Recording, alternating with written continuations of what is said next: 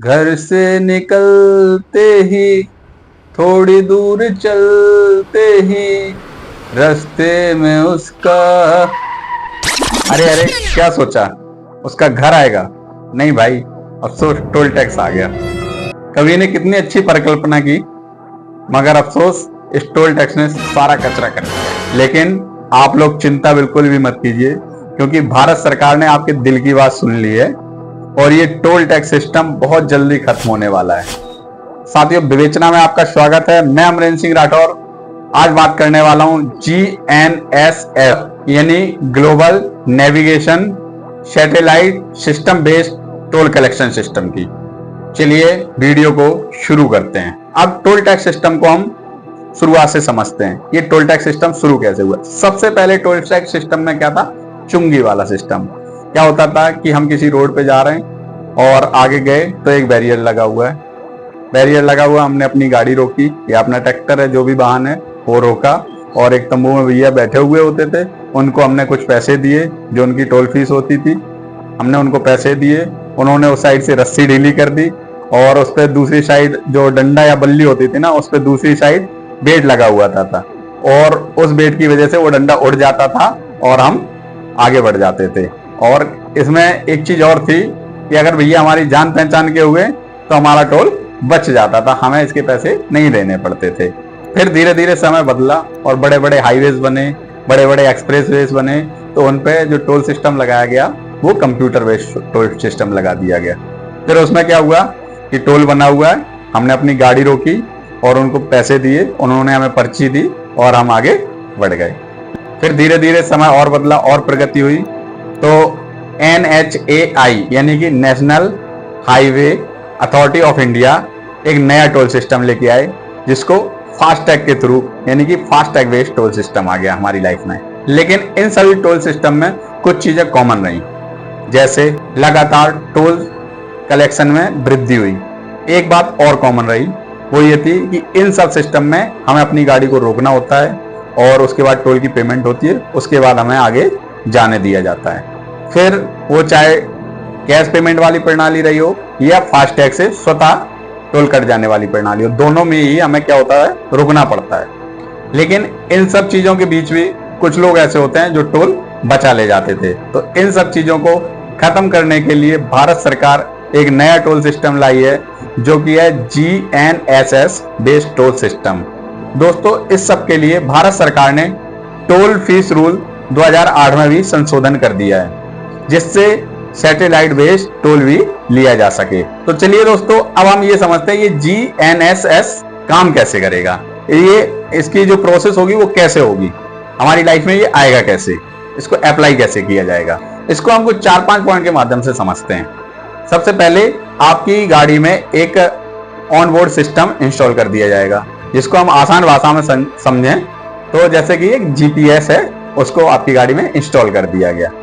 अब यह GPS क्या करेगा कि जिस भी सैटेलाइट से टोल ऑपरेट हो रहा है उसको अपने आपके वाहन की सटीक कोऑर्डिनेशन भेज देगा कि ये किस लोकेशन पे, बिल्कुल सटीक कोऑर्डिनेशन बनाएगा आपस में आपके वाहन का GPS और सैटेलाइट सिस्टम। उससे क्या होगा, आपकी गाड़ी में जो GPS लगा है और जो सैटेलाइट है, वो सैटेलाइट ये पता लगा लेगा कि आपने हाईवे या एक्सप्रेसवे, ये सिर्फ हाईवे और एक्सप्रेसवे पे अप्लाई होते हैं, ये लोकल रोड वगैरह पे अप्लाई टोल टैक्स नहीं होते हैं। ये चीज आपको क्लियर कर देना चाहता हूँ। तो क्या होगा कि ये आपकी गाड़ी में GPS लगा हुआ है, सैटेलाइट है, तो सैटेलाइट को ये सिग्नल दे देगा कि आपकी यात्रा कहाँ से शुरू हुई और कहाँ पे ये समाप्त हुई, तो वो उससे किलोमीटर काउंट कर लेगा। फिर अब ये आता है ये पैसे कैसे काटेगा। तो क्या करेगा, ये जब ये सैटेलाइट आपकी स्टार्ट बिंदु उसको पता चल गया, एंड बिंदु पता चल गया, तो ये क्या करेगा, आपकी डिस्टेंस नाप लेगा और आपके अकाउंट से ऑटोमेटिकली पैसे काट लेगा, जितने किलोमीटर की आपने हाईवे या एक्सप्रेसवे पर यात्रा की हो। अब आपके दिमाग में एक क्वेश्चन और आएगा कि कहीं इसने डिस्टेंस मेरी गलत नाप ली, मैंने जैसे 50 किलोमीटर की यात्रा की है, इसने 60 किलोमीटर का टोल काट लिया। तो उसके लिए NHAI ने एक ग्रीवेंस पोर्टल बनाया, जिसपे वो आपकी शिकायत सुन लेगा, आप उस पर कंप्लेन करेंगे, वो आपकी शिकायत सुन लेंगे। लेकिन NHAI का दावा है कि इसमें गलती होने के चांस बिल्कुल ना के बराबर हैं, यानी कि इसमें गलती होने के चांस है नहीं, और अगर हैं तो उसके लिए आपकी ग्रीवेंस सुन ली जाएगी। अब समझते हैं कि एबिलिटी ऑफ ओवीयू कैसे होगी। तो इसके लिए आप फास्टैग वाला सिस्टम देख चुके हैं। पहले सब्सिडरी करके आपको ये प्रोवाइड करवा दिए जाएंगे और फिर मैंडेटरी करने पर तो आप लगवा ही लेंगे। कोई चीज मैंडेटरी होगी तो फिर आपको लगवानी पड़ेगी। वैसे भी आजकल नई जो गाड़ियां आ रही हैं उनमें सब में जीपीएस कंपनी फिटेड ही आ रहे हैं, तो ये तो हमें पता ही है कि कंपनी जीपीएस फिट करके ही दे रही है। लेकिन क्या था, पहले कंपनी इस जीपीएस को फिट करती थी ना तो एक फीचर में काउंट कर लेती थी, लेकिन अब ये बेसिक सिस्टम का हिस्सा बन चुका होगा, यानी कि हर गाड़ी में कंपलसरी आएगा ही आएगा। आई होप आपको समझ आ गया होगा कि जीएनएसएस काम कैसे करने वाला है। अब ये भी आपने समझ लिया कि इसमें सब्सिडी मिल जाएगी या कोई डिस्काउंट या कोई ऑफर दे देगी सरकार, तो आदमी इजीली इसको लगवा लेगा। जिसका 20 किलोमीटर की रेंज में घर है तो वो तो क्या सोचेगा, यार 20 किलोमीटर तक तो मेरा टोल नहीं लगना है, इसको लगवा लो। तो ऐसे ये धीरे धीरे करके सिस्टम में आ जाएगा। जो नहीं लगवाएंगे मैंडेटरी कर दिया जाएगा, कोई उस पर पनिशमेंट रख दी जाएगी। जैसे फास्टैग का हुआ था कि अगर आप फास्टैग से टोल कटवाते हैं तो जो टोल रेट है वो लगेगा, अगर आप फास्टैग से टोल नहीं कटवाएंगे तो आपको कैश में डबल देना पड़ता है। अगर हम इसको सरकार के नजरिए से देखें तो ये सरकारी खजाने को 3 गुना फायदा पहुंचाने वाला है। अब वो कैसे है कि अभी तक जो टोल टैक्स से वसूली होती है वो 40,000 करोड़ रुपए है। एक साल में टोल टैक्स के थ्रू जो कलेक्शन होता है वो 40,000 करोड़ रुपए है, लेकिन इसको 3 गुना करने का टारगेट रखा गया, यानी कि 1.5 लाख करोड़ रुपए तक करने का टारगेट रखा गया। अब आपके मन में सवाल आ रहा होगा कि जो हम रोड पर चलते हैं क्या ये टोल टैक्स बढ़ने वाला है? तो इसकी अभी तक कोई भी ऑफिशियली जानकारी नहीं है कि क्या टोल टैक्स बढ़ेगा या नहीं बढ़ेगा।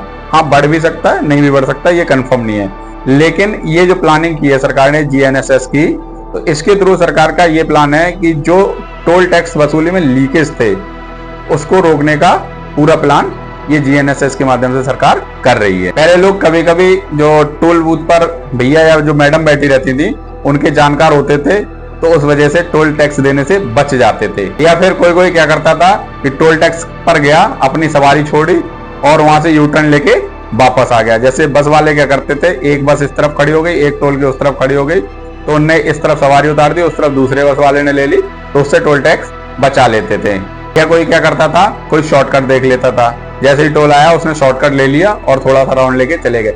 लेकिन अब ये सब होने वाला नहीं है, क्योंकि अब सब कुछ ऊपर वाला देख रहा है। ऊपर वाले से आप मतलब समझिए बहुत ऊपर काम कर रही सैटेलाइट आपके वाहन से कोऑर्डिनेट ट्रैक कर रही होंगी। रोड पर लगे हुए कैमरे भी आपकी हाई सिक्योरिटी नंबर प्लेट से आपकी मॉनिटरिंग कर रहे होंगे, और जो बचा हुआ काम रह जाएगा वो आपके गाड़ी में लगी हुई ऑनबोर्ड यूनिट सारा काम कर देगी। अब हम समझते हैं कि इससे हमें मुनाफा क्या होने वाला है, क्योंकि कोई स्कीम आती तो उसका पैरेलल दोनों चीजें रहती है, मुनाफा और नुकसान दोनों चीजें। आप सबसे पहले हम समझेंगे कि इसका मुनाफा क्या है। दोस्तों मेरे हिसाब से तो इसके मुख्यतः 2 फायदे होने वाले हैं। फायदा नंबर 1 समझते हैं हम कि इसमें क्या होगा कि आपको किसी भी टोल टैक्स पर रोकना नहीं है। इसमें ऑटोमेटिकली टोल कट जाएगा और आपका समय बर्बाद नहीं होगा। जो हम लाइन में लंबी लंबी लाइन में लगे होते थे वो टाइम वेस्ट होने की प्रॉब्लम खत्म हो जाएगी, और आप हाईवे और एक्सप्रेसवे पर बिना रुके चल सकते हैं। चलता जा मुसाफिर चलता जा, उस हिसाब से आप चलते जाइए जितनी आपको डिस्टेंस तय करनी है, क्योंकि इसमें कोई रुकावट नहीं आने वाली है। कोई आपको रोकने वाला नहीं है कि आप हमें टोल दे दो। आपका किलोमीटर चला और आपका टोल कटा। अब हम समझते हैं इसका दूसरा बेनिफिट क्या है। तो दूसरा बेनिफिट इसका ये है कि जैसे आपका घर 20 किलोमीटर की रेंज में है तो आपको 1 भी रुपए टोल नहीं देना पड़ेगा। पहले क्या होता था कि टोल आया और आपका टोल कटेगा ही कटेगा, उसका कोई सॉल्यूशन नहीं है। तो अब इसमें यही फायदा हो गया कि आपका घर अगर 20 किलोमीटर की रेंज में आता है तो आपका टोल बच जाएगा, लेकिन 21 किलोमीटर होते ही आपको पूरा 21 किलोमीटर का टोल देना पड़ेगा। ये नोट कर लेना। अब आप ये समझ लीजिए कि अगर उसका अगर 20 किलोमीटर की रेंज में, तब तो आपकी बल्ले बल्ले हो गई। आप जाइए, मिलिए, मीटिंग कीजिए, आ जाइए। लेकिन कहीं अगर उसका घर 21 किलोमीटर की रेंज में हो गया ना, तो आपका टोल करते ही पापा के पास मैसेज जाएगा, तो ये 21 किलोमीटर आपको महंगा भी पड़ सकता है। इस चीज को ध्यान रखिएगा। अब हमने इसके फायदे समझ लिए, अब हम इसके नुकसान समझते हैं। तो पहला नुकसान तो मैंने आपको बता ही दिया है कि अगर आपके प्यार का घर 21 किलोमीटर से ज्यादा है तो ये आपको बहुत महंगा पड़ने वाला है, क्योंकि मैसेज सीधा पापा के अकाउंट में जाएगा। तो सुरक्षित रहिएगा। सेकेंड नुकसान हम बताते हैं। सेकेंड आता है इसका नुकसान कि आपकी गाड़ी कहाँ जा रही है ये कंटिन्यूसली ट्रैक होगा। ये आपकी लोकेशन कंटिन्यूसली ट्रैक की जाएगी, तो ये प्राइवेसी कंसर्न के हिसाब से चिंता का विषय हो सकता है। बहुत से लोगों के लिए प्राइवेसी कंसर्न बनेगा। इसका थर्ड नुकसान समझिए। क्या होता है कि जैसी टेक्नोलॉजी ऊपर बढ़ती है तो इसका सीधा असर कहाँ पड़ेगा, आपकी पॉकेट पे पड़ेगा। जैसे ही आपकी पॉकेट पे असर पड़ेगा, क्या आप इसको ऐसे समझ लीजिए कि जो फास्टैग सिस्टम था उसमें NHAI ने रेट बढ़ाए, ऐसे ही इसमें क्या होगा कि जो आपका पुराना टोल टैक्स सिस्टम है उससे नए सिस्टम में रेट बढ़ने वाले हैं। इस चीज के लिए आप बिल्कुल मेंटली प्रिपेयर रहिए। फोर्थ नुकसान इसका समझ लीजिए कि इसमें क्या होगा कि ये डायरेक्टली आपके बैंक अकाउंट से अटैच होगा, तो उसमें क्या है, आपके बैंक अकाउंट की सारी जो डिटेल होगी वो एक्सेस ले लिया जाएगा। अगर उसका एक्सेस ले लिया जाएगा तो आप ये समझ लीजिए साइबर अटैक के चांसेस बहुत ज्यादा बढ़ने वाले हैं। अब इसका आखिरी नुकसान समझ लीजिए। ये देखो सीधी सी बात है, ये टेक्नोलॉजी है, टेक्नोलॉजी में ग्लिच आते ही रहते हैं, समस्याएं आती रहती हैं। अगर इनकेस कोई समस्या आती है और वो काम करना बंद कर देता तब तो आपकी बल्ले बल्ले है, आप निकल जाइए, चलते जाइए, जितना मर्जी चलते जाइए, टोल नहीं लगना। लेकिन इनकेस अगर उस सिस्टम में खराबी की वजह से आपके अकाउंट से पैसे कट गए एक्स्ट्रा, तो ये आपका नुकसान बन सकता है। खैर दोस्तों, हम अपनी बात को यहीं पर खत्म करते हैं। अगर अच्छे रोड पर अच्छी गाड़ी चलानी है तो अच्छे पैसे खर्च करने पड़ेंगे। तो आप लोग कमेंट सेक्शन में बताइए ये सिस्टम आपके लिए अच्छा है या नहीं है। आप इसके समर्थन में हैं, इसके अगेंस्ट हैं, ये जरूर कमेंट सेक्शन में बताइएगा। तो दोस्तों, अगर मेरा वीडियो पसंद आया तो वीडियो को लाइक कर दीजिए, मेरे चैनल को सब्सक्राइब कर लीजिए, बेल आइकन जरूर दबा लीजिए। ऐसे इंफॉर्मेटिव वीडियो और भी लाता रहूंगा। और आप तब तक सुरक्षित रहिए, ट्रैफिक नियमों का पालन करते रहिए और गुनगुनाते रहिए, जिंदगी एक सफर है सुहाना।